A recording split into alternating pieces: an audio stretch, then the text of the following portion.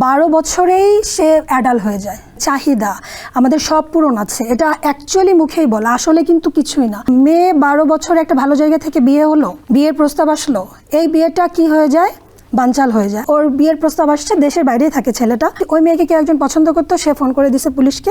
বাবা তো গরিব, সে থাকে একটা 3000 টাকার রুমে। বিয়েটা তো করছে, বাবাকেও পুলিশ ধরে নিয়ে গেছে। তো আসলে এইগুলো তো একটা চাপ। তাহলে এই যে বাইন্ডনেস, এই যে 18 বছর 20 বছর 22 বছর 18 বছরে পরিপক্ক হবে, এটা আসলে কার সাজেশন? যে মেয়েটা পরিপূর্ণ বয়স হয়ে যাচ্ছে তাকে অবশ্যই ওই টাইমে বিয়ে দেওয়া যাবে। এই মুহূর্তে আপনি যেহেতু লয়ার স্টুডেন্ট, এখনো পড়ছেন, তো কোন ইয়ারে পড়ছেন? না, পড়ছি না, আমার গ্রাজুয়েশন কমপ্লিট হয়ে গেছে। গ্রাজুয়েশন কমপ্লিট হয়ে গেছে, খুবই ভালো।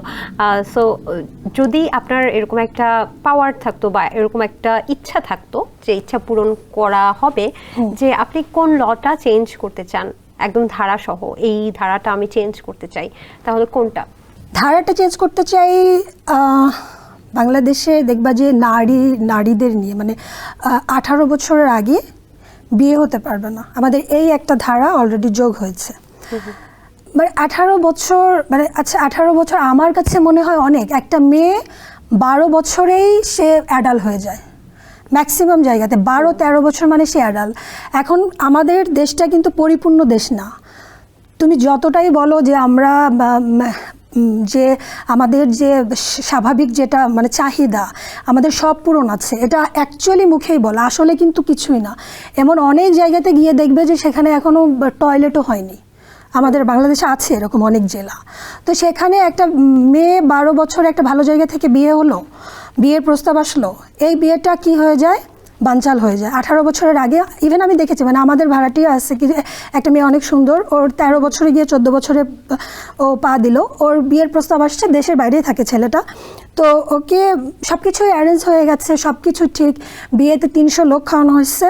এখন ওই মেয়েকে কেউ একজন পছন্দ করতো, সে ফোন করে দিছে পুলিশকে, পুলিশ দলবল নিয়ে এসে, বাবা তো গরিব, সে থাকে একটা 3000 টাকার রুমে।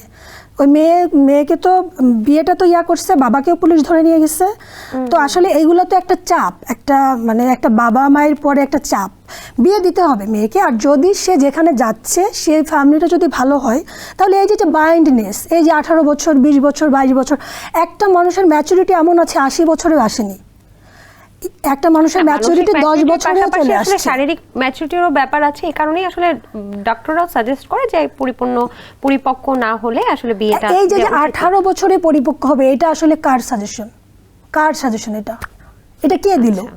এটা গভর্নমেন্ট থেকে। গভর্নমেন্ট এখন যে রুলসটা বানাইছে, গভর্নমেন্টে মনে করো 300 বা 350টা আসন আছে, বাংলাদেশে মানুষ 18 কোটি, তাহলে 350 জনের যে মেধা, এত মেধা, তাহলে দেশের অবস্থা এটা। তাহলে আপনি কি চাচ্ছেন যে 18 বছরের আগেই মেয়েদেরকে বিয়ে দেওয়ার ব্যবস্থা করা? আমি বলছি যে মানে এই যে একটা এক্সাক্ট বয়স 18ই কেন হবে? যে মেয়েটা 16 বছরে অ্যাডাল্ট হয়ে যাচ্ছে, যে মেয়েটা 14 বছরে অ্যাডাল্ট হয়ে যাচ্ছে, ন্যূনতম বয়স সীমা কত হওয়া উচিত? ন্যূনতম হওয়া, সে মেয়েটা যদি তার হাইজা হয়, যেটা আরবিতে বলে হাইজা, মানে বাংলায় বলে মাসিক, যেটা সেটা যে মেয়েটা পরিপূর্ণ বয়স হয়ে যাচ্ছে তাকে অবশ্যই ওই টাইমে বিয়ে দেওয়া যাবে, এটা ল হওয়া উচিত ছিল। আচ্ছা আচ্ছা, কোনো 18, 17, 20 এটা হয় না। আচ্ছা, আপনার বিশ্লেষণটা তো শুনলাম, সেক্ষেত্রে আপনার এই আক্ষেপটা কেন? মানে ওই যে বললাম যে আমাদের ভাড়াটিয়াই যে মানে বললাম না যে বিয়ে হলো এবং এত ভালো জায়গায় বিয়ে হলো, মেয়েটাও হ্যাপি, ছেলেটাও খুব সুন্দর, সবাই আমরা খুবই আনন্দ করলাম। কিছুক্ষণ পরে দেখলাম পুলিশ আসলো, নিয়ে গেলে। এই যে একটা হজবরল, মানে এজন্য হয়তো আমি চোখে দেখেছি, এরকম অনেক জায়গায় হচ্ছে। Sensation, classic strawberry or coffee variant.